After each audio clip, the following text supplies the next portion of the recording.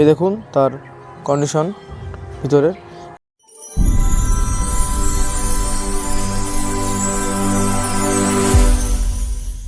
আমরা যারা ছাদ বাগান করে থাকি স্ট্রবেরির সাথে আমরা প্রত্যক্ষ বা পরোক্ষভাবে যুক্ত। তো অনেকে আছে ছাদ বাগান করেছে, স্ট্রবেরি গাছ লাগিয়েছে এবং ভালো ফলন পায়নি বলে স্ট্রবেরি গাছ করা বন্ধ করে দিয়েছে। তো আজকে আমি কথা বলবো এই স্ট্রবেরি গাছ নিয়ে, আপনারা কী করে একটি স্ট্রবেরি গাছে ভালো ফলন আনতে পারবেন।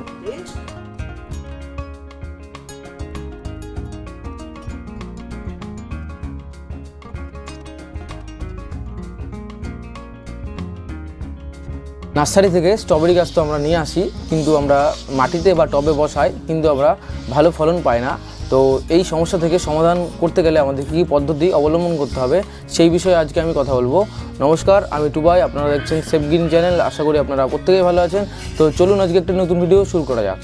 একটি স্ট্রবেরি গাছকে নার্সারি থেকে আনার পরে মাটিতে বা টবে প্রতিস্থাপন করলেই হবে না, তার জন্য তার একটি সঠিক পরিচর্যা করতে হবে এবং কয়েকটি নিয়ম আপনাদের মেনে চলতে হবে।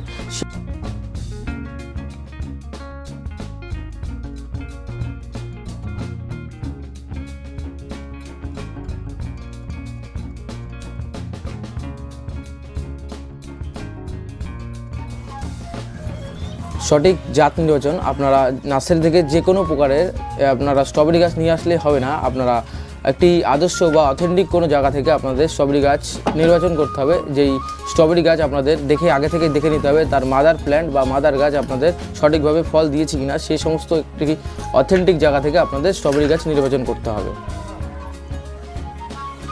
2 নম্বর হচ্ছে সঠিক টাইমে আপনাদের গাছকে বসাতে হবে। স্ট্রবেরি গাছ মূলত সাধারণত শীতকালীন বা শীতকালের শেষের দিকের ফসল। তো আপনাদের যখন তখন স্ট্রবেরি গাছ বসালে হবে না, আপনাদের এটিকে শীতের আগে অর্থাৎ অক্টোবর মাসের শেষে বা নভেম্বর মাসের প্রথম দিকে এই স্ট্রবেরি গাছকে প্রতিস্থাপন করতে হবে। তাহলে আপনারা শীতকালের শেষে আপনাদের একটি ভালো পরিমাণে ফল এই স্ট্রবেরি গাছ আপনাদের দিয়ে থাকবে। 3 নম্বর হচ্ছে স্ট্রবেরি গাছের আদর্শ মাটি তৈরি। তো আগেও আমি এই স্ট্রবেরি গাছের মাটি তৈরির ব্যাপারে আমি একটি ভিডিও দিয়েছি। তো আপনারা চাইলে ডিসক্রিপশন বক্সে আপনারা সেই স্ট্রবেরি গাছের মাটি তৈরির ভিডিওটা আপনারা দেখে নিতে পারেন। তো যাই হোক, আমি সংক্ষেপে আপনাদের বলে দিই আপনারা কী করে স্ট্রবেরি গাছের মাটি তৈরি করবেন। তো আপনি এখানে 30% নিয়ে নেবেন ভার্মি কম্পোস্ট এবং 30% নিয়ে নেবেন কোকোপিট এবং 20% নেবেন গার্ডেন সয়েল এবং 20% নেবেন আপনি পুরনো গোবর সার। তো যাই হোক, এই দিয়ে আপনারা একটি মিশ্রণকে নিয়ে একটি মাটি তৈরি করবেন। তো সেই মিশ্রণ থেকে আপনারা যেই গাছটিকে আপনারা সেই মাটিতে বসাবেন, সেই গাছ থেকে আপনারা একটি ভালো রেজাল্ট পাবেন।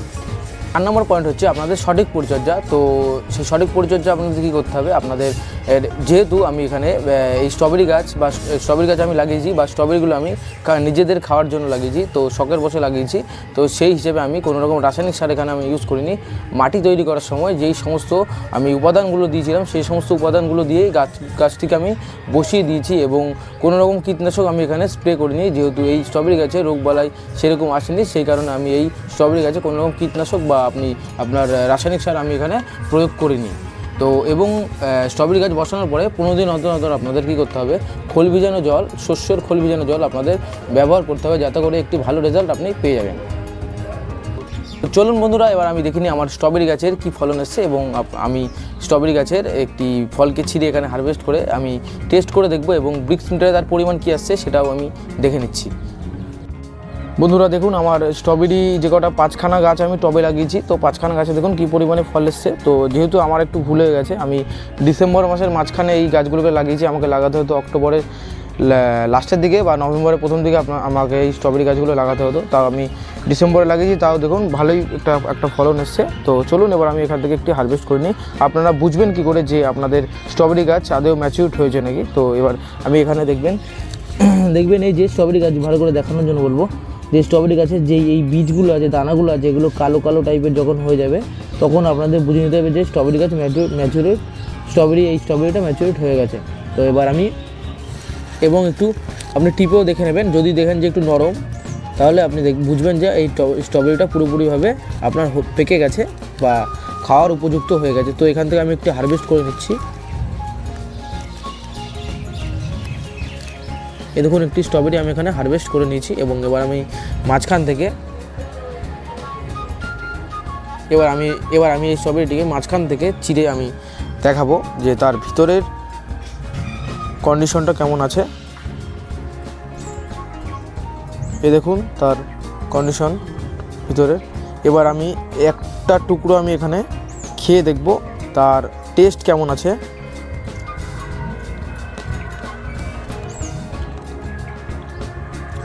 মিষ্টি টক একটা দারুণ একটা ফ্লেভার আছে, আনারস টাইপের একটা ফ্লেভার, খুব সুন্দর খেতে।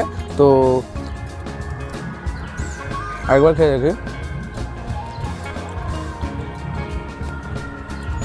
টক মিষ্টির একটা ফ্লেভার, কিন্তু অসাধারণ একটা ফ্লেভার এবং খেতে যথেষ্ট ভালো। তো এবার আমি আমাদেরই একজন চেনা জানা একজনকে তাকে খাইয়ে দেখাবো এবং তাকে জিজ্ঞাসা করব যে তার টেস্ট কেমন আছে।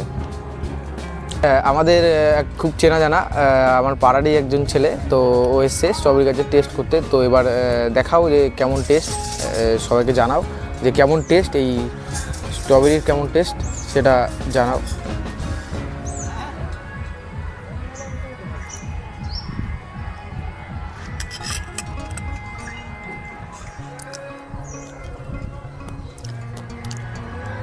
দাদা যেমন যে আগে বললো যে হালকা টক টক, হালকা মিষ্টি মিষ্টি আনারস টাইপের ফ্লেভার, কিন্তু আমার কাছে সত্যিই এটা খুব ভালো লাগছে, দারুণ টেস্ট এটার। আরেকটা বাইট নেওয়া যাক, সত্যি দারুণ ফ্লেভার। চলুন বন্ধুরা, এবার আমি এই স্ট্রবেরির মিষ্টি কেমন আছে বা ব্রিক্স মিটারে তার পরিমাণটা কী আছে সেটা আমি এখন দেখে নেব।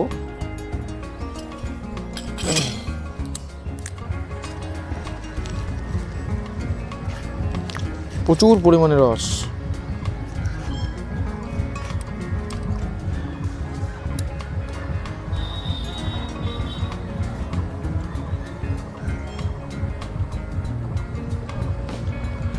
এখানে ব্রিক্সের যে পরিমাণটা এসছে সেটা হচ্ছে 8। তো আমি এখানে দেখিয়ে নেব 5, 6, 7, 8। এখানে আমি আপনাদের দেখিয়ে দিচ্ছি যে তার পরিমাণটা কি আসছে।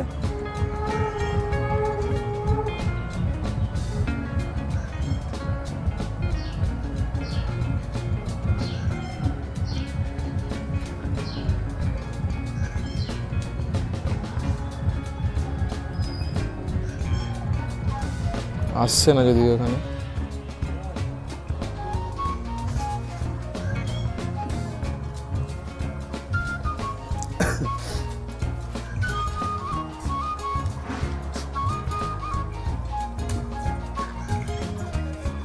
আপনারা বুঝতে পারছেন কিনা আমি বলতে পারছি না।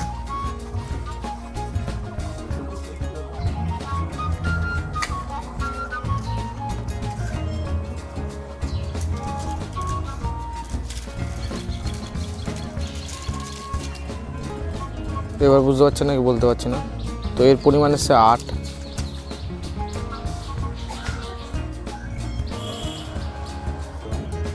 তো এই ছিল আজকের ভিডিও। আজকের ভিডিওতে আমি আলোচনা করলাম আপনারা একটি স্ট্রবেরি গাছকে নার্সারি থেকে কিনে এনে বসানোর পরে আপনারা কী কী পরিচর্যা করবেন এবং সেই স্ট্রবেরি গাছে কীভাবে ভালো ফলন আনবেন, এবং তার লাস্টে আমি আমার যে স্ট্রবেরি গাছগুলো হয়েছে, স্ট্রবেরি ধরেছে, সেগুলো খেয়ে টেস্ট করে এবং তার ব্রিক্স মেপে আপনাদের জানিয়েছি।